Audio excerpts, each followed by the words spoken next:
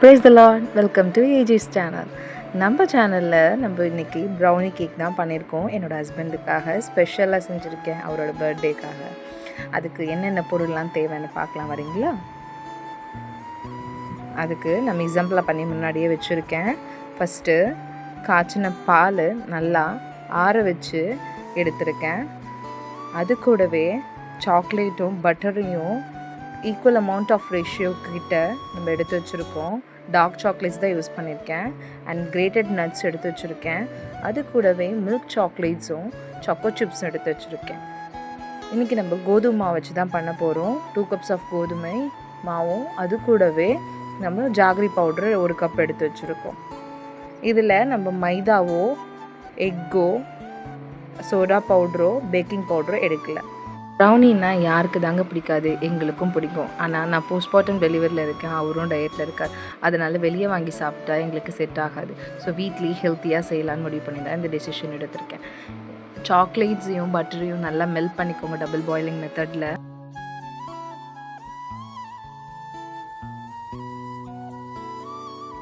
இங்கே மெல்ட் ஆகிருக்க இந்த butter and சாக்லேட்ஸையும் ஒரு பவுலில் மாற்றிப்போம். இந்த கன்சிஸ்டன்சியில் இருந்ததுன்னா கொஞ்சம் ஈஸியாகவே இருக்கும் நம்மளுக்கு. ஏன்னா நம்ம சுகருமே கம்மியாக தான் எடுக்க போகிறோம்.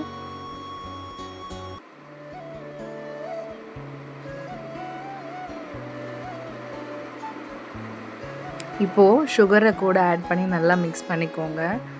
நல்ல லம்ஸ் இல்லாத மாதிரி மிக்ஸ் பண்ணிக்கோங்க. நம்ம சுகர் பவுடர் இல்லாமல் ஜாகரி தான் ஆட் பண்ண எடுத்து வச்சுருக்க ட்ரை இன்க்ரீடியன்ஸ் ஆட் பண்ணிப்போம். கொக்கோ பவுடரை நான் 3 டேபிள் ஸ்பூன் யூஸ் பண்ணியிருக்கேன்.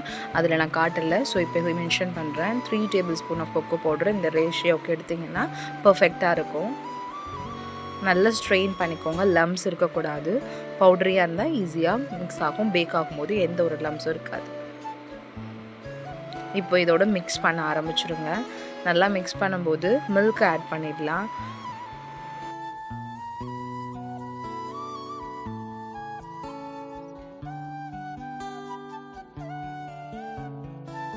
மில்க் ஆட் பண்ணி நல்லா மிக்ஸ் பண்ணிக்கோங்க, லம்ஸ் இல்லாத மாதிரி. இந்த கன்சிஸ்டன்சியில் இருந்தால் பர்ஃபெக்டாக இருக்கும். இது கூடவே சாக்லேட்ஸ் நம்ம எடுத்து வச்சுருக்க மில்க் சாக்லேட்ஸ் ஆட் பண்ணி மிக்ஸ் பண்ணிக்கோங்க. ஸோ இப்போ நம்மளோட பேட்டர் ரெடி ஆகிடுச்சு, ப்ரௌனி பேட்டர். இந்த ஹெல்த்தியான ப்ரௌனி பேட்டரை நம்ம ட்ரே இல்லாததுனால கேக் ட்ரேலேயே நான் ஆட் பண்ண போகிறேன்.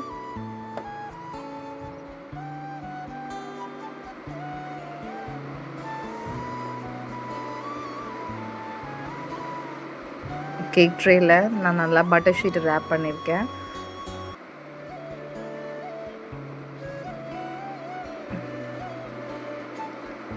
இப்படி நல்லா போட்ட பிறகு நல்லா ஒரு தட்டு தட்டிடுங்க. கீழே இருந்த லம்ஸும் இல்லாத மாதிரி ஷேக் பண்ணி தட்டி வச்சுருங்க. ஈக்குவலைஸ் பண்ணிவிட்டு நம்ம எடுத்து வச்சுருக்க சாக்கோ சிப்ஸை நல்லா ட்ரெஸ்ஸிங் பண்ணிக்கோங்க. அது மேலே நல்லா ட்ரெஸ்ஸிங் பண்ணிவிட்டு அது கூடவே நம்ம எடுத்து வச்சுருக்க கிரேட்டட் நட்ஸ், ட்ரை நட்ஸ் அப்படி ஃபுல்லாக ட்ரெஸ்ஸிங் பண்ணிக்கலாம். நான் எந்த டெக்கரேஷன்ஸும் பண்ண போகிறதில்ல, சாஸ் ஊற்ற போகிறதில்லன்ற ஐடியாவில் தான் நான் இப்போது இந்த மாதிரி பண்ணியிருக்கேன். சாக்லேட் சாஸோ சாக்கோ சிரப்ஸோ என்னால் இதில் ஆட் பண்ண முடியல, இல்லாத காரணத்தினால. ஸோ இந்த மாதிரி ட்ரை இன்க்ரீடியன்ஸை வச்சு, இந்த ட்ரை பவுடர் நட்ஸ் வச்சு நான் டெக்கரேட் பண்ணிக்கிட்டேன்.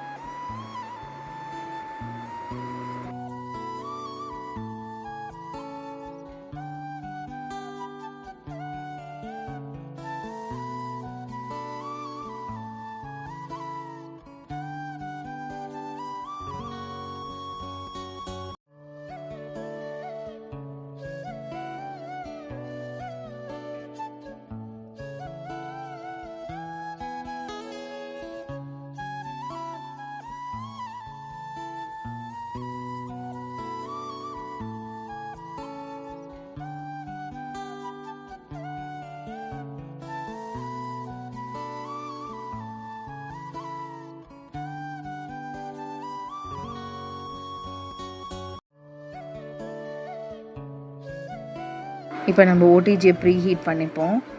ஓடிஜியை ஆன் பண்ணி 175 டிகிரியில் 10 மினிட்ஸ்க்கு ப்ரீ ஹீட் பண்ணிக்கோங்க.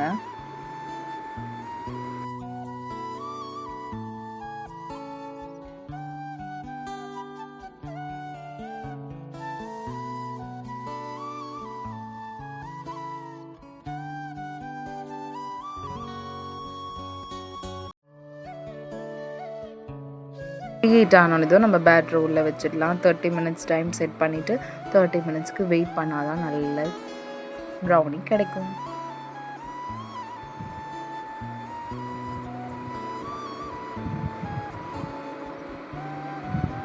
இங்கே ப்ரௌனி வெந்துருச்சான்னு பார்க்குறதுக்கு ஒரு நைஃப் எடுத்து நல்லா உள்ளே விட்டு பாருங்கள், இல்லை ஒரு ஸ்டிக் வச்சு பாருங்கள். அது நல்லா ஒட்டாமல் உங்களுக்கு வந்துருச்சுன்னா ரெடி ஆகிடுச்சுன்னு அர்த்தம். ஸோ ரெடியானது உடனே நான் எடுத்துகிட்டேன். ஆக்சுவலி ஹேண்ட் யூஸ் பண்ணி எடுக்கக்கூடாது, என்னோடது அந்தளவுக்கு சூடாகலை. ஏன்னா இந்த கவர் வந்து உங்களுக்கு அந்தளவுக்கு ஹாட்டாக இல்லை. ஸோ எடுத்துட்டேன், பட் அதை ட்ரை பண்ணாதீங்க. ஸோ இப்போ நம்மளோட ப்ரௌனி ரெடியான ப்ரௌனியை பிளேட்டில் மாற்றிட்டு சில் பண்ணிக்கோங்க. அப்புறமா சாப்பிட்டு பாருங்கள். நாங்கள் இப்போ கேக் வெட்ட போகிறோம். Happy birthday to you.